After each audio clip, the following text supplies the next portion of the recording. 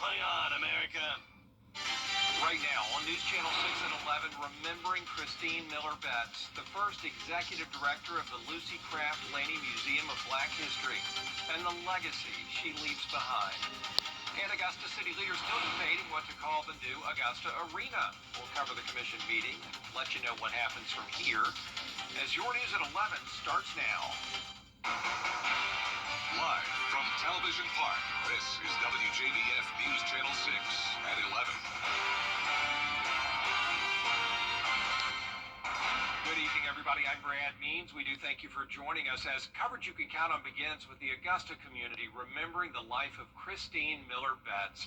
Betts served on the historic Augusta board for more than 20 years, promoting African-American neighborhoods and historical markers in the Garden City.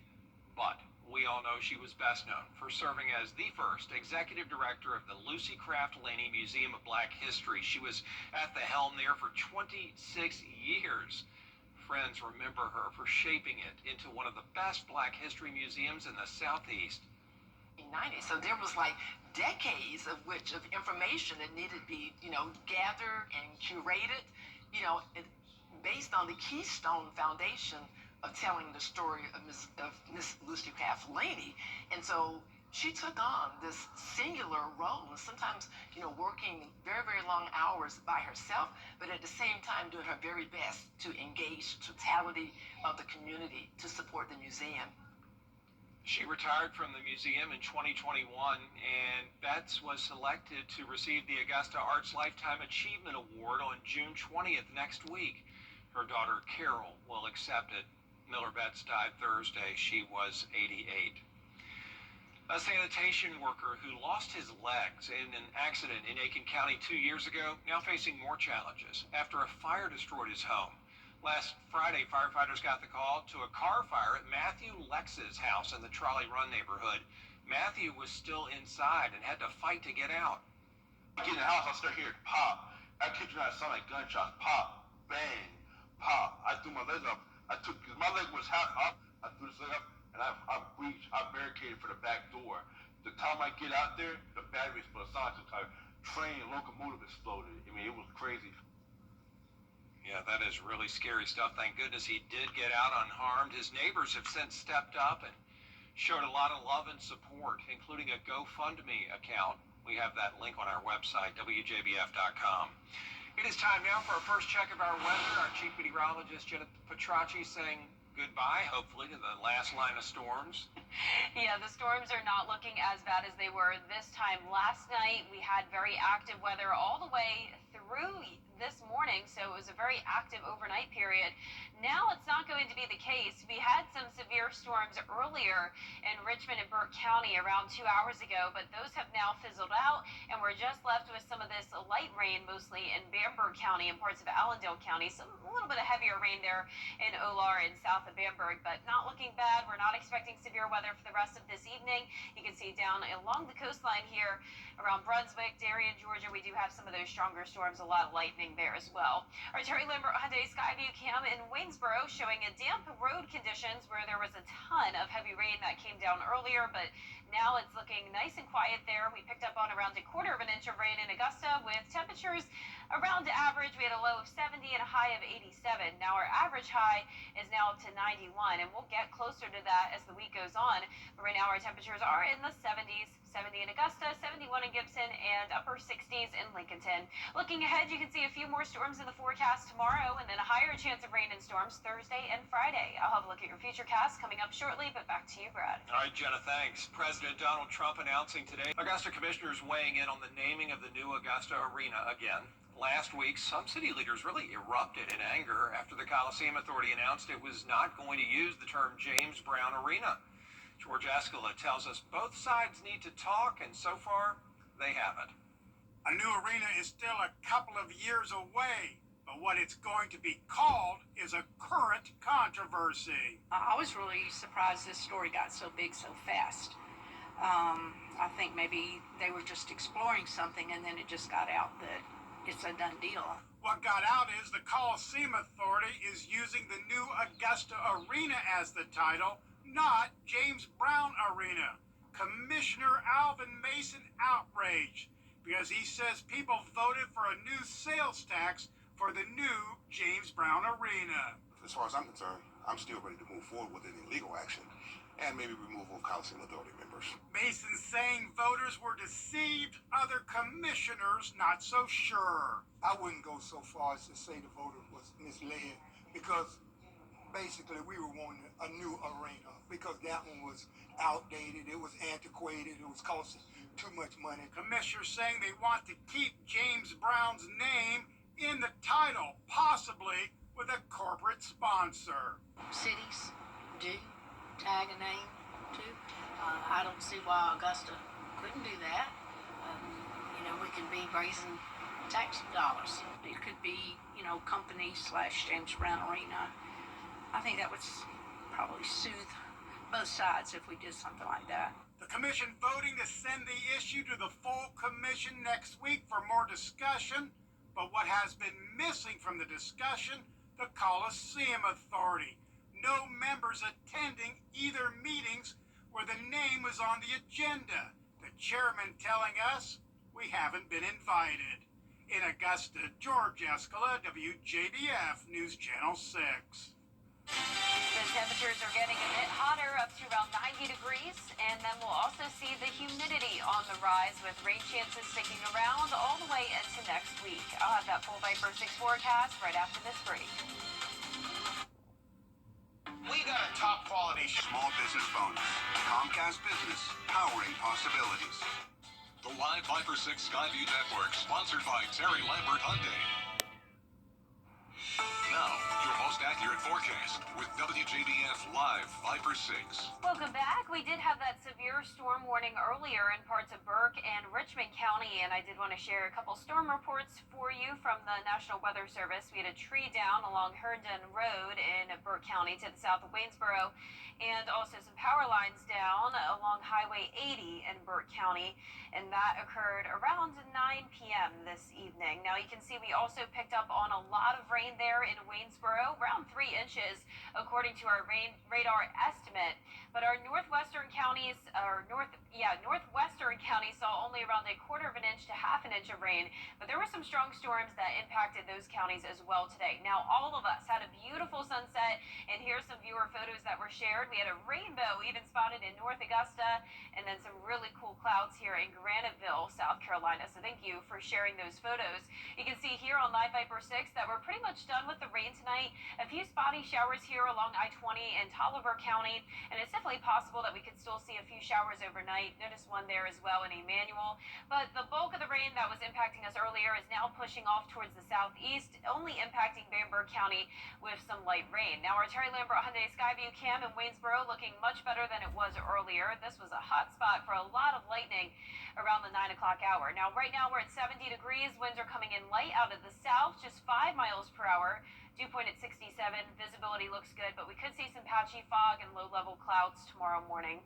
Upper 60s towards the north of I-20, mid-70s to the south, so a big variety of temperatures, and that's because of a cold front pushing through. So some cooler and drier air moving in behind that front. High pressure will try to take back over, but we'll still have this south wind coming in as that front stalls out, and that'll keep the chance of showers and storms around tomorrow afternoon as well. But a dry start to your day in the upper 60s, then upper 80s in the afternoon. You can see on our futurecast, there's the cold front, and if other than a few showers overnight, we're not going to be under that threat of severe weather anymore.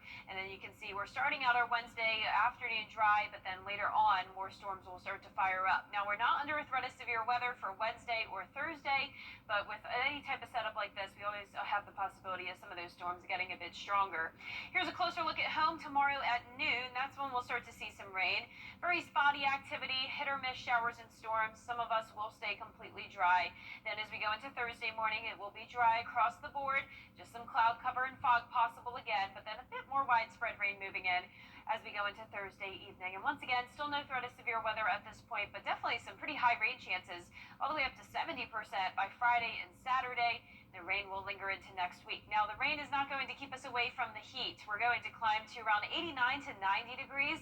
over the next several days, but with dew points in the low to mid 70s, it will start to feel more so like those upper 90s. So definitely that summertime heat starting to creep in. Our lows tonight will be near average, upper 60s, highs tomorrow in the upper 80s. Not really expecting anyone to get to 90 tomorrow, but you can see on our 10-day forecast, we will have some 90-plus degree days here and there. As we go to next Friday, that's when I'm forecasting a high of 94. Lows will stay in the low 70s for the most part, and we're going to get all the way up to around the 70% chance of rain over the weekend. So a very wet, unsettled weather pattern over the next several days. All right, Jenna, thanks a lot. Still ahead, day 5 of those protests in Southern California.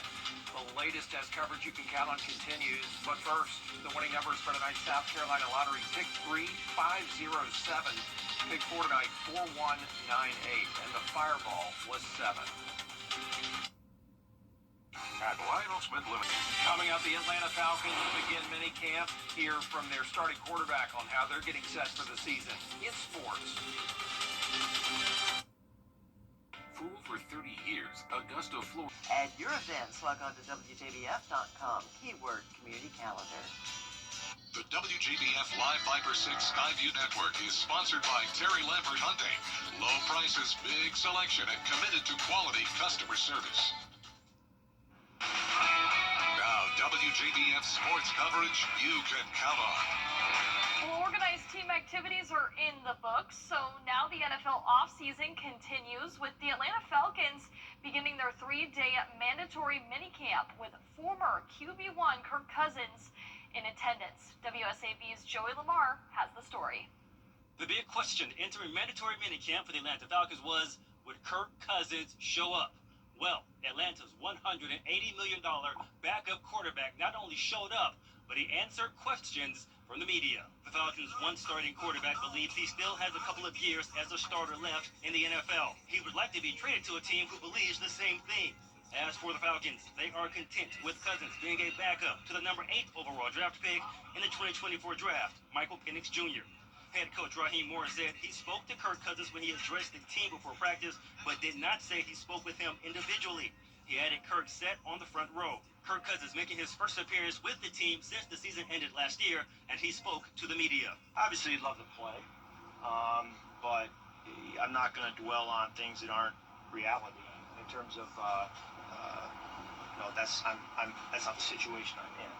So it's better spent to be focused on the situation I'm in and controlling what you can control, and I think that's the right mindset to have. Atlanta will continue mandatory minicamp on Wednesday with practice starting at 12:10 p.m. Now, quarterback Michael Penix Jr. will take the starting Falcons job this season after starting the last 3 games of the regular season, going 1-2 in those starts.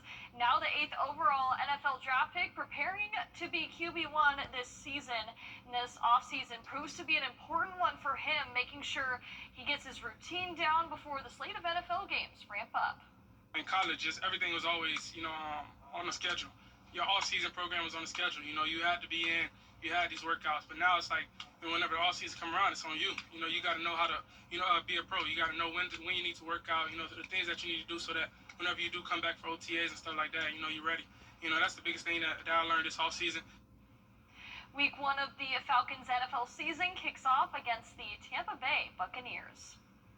Now, speaking of camps, the Gridiron Greatness Football Clinic at Lakeside High School will include 2 local products who are now NFL assistant coaches. Brian Bratton went to Lakeside High School.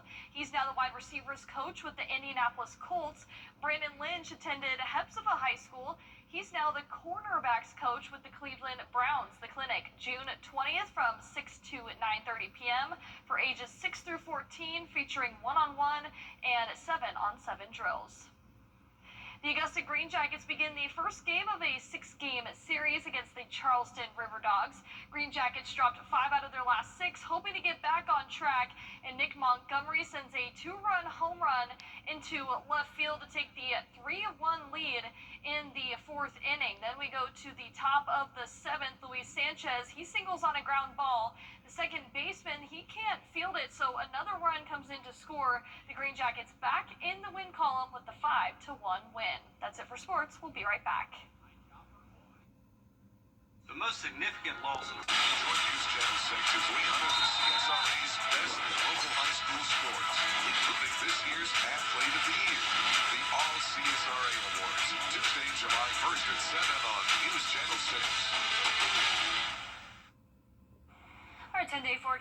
islands, chances of rain every single day, some storms as well, but we're no longer expecting severe weather, at least over the next couple of days. Temperatures will be near 90 degrees in the afternoon, lows near 70, and next week will warm up just a tad. Do you ever have things that just get under your skin? Well, Talker Research asked 2,000 people about their everyday pet peeves. 46% said they get annoyed when they see somebody they don't want to talk to. 44% don't like a knock on the front door when they're not prepared for guests. Other annoyances, somebody chewing loudly, an alarm going off, unexpected phone calls, people talking when all you want is silence, when Wi-Fi lags or gets cut off, text message alerts, phone notifications going off during a meeting, and someone near you breathing heavily. All very valid. All very valid and very annoying. Have a great night, everybody.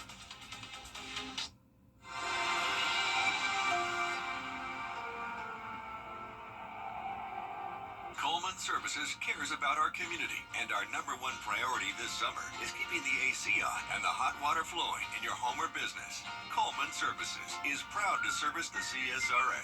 Whether you're in Thompson, Harlem, Evans, Augusta, North Augusta, or beyond, call us anytime, day or night, 24/7, 365. At Coleman Services, you are our #1 customer. Coleman Services, your plumbing, heating, and AC pros. Okay, kids, thanks again for letting Bathfitter be a part of your career day. Okay, class, question. How long does it take to remodel a bathroom? 1 day! Nice! Now, how is Bathfitter different? The one-piece wall? Correct. That keeps it leak-free and easy to clean. And a lifetime warranty. Well, looks like our work is done here. Join the Bathfitter family today with no payments and no interest for 12 months. If you've been arrested for a DUI in Georgia, you may only have 30 days to protect your license or your privilege to drive here. Hi, I'm Tiffany Duncan of DUI Duncan, the DUI firm here in Augusta. Visit our website at DUIDuncan.com to see what we've done to help so many drivers. If you've been arrested for a DUI in Georgia, call me now for a free consultation. While the firm, of course, cannot guarantee results, we do guarantee hard work and fast action. Remember the name, DUI Duncan. Do you suffer from SE?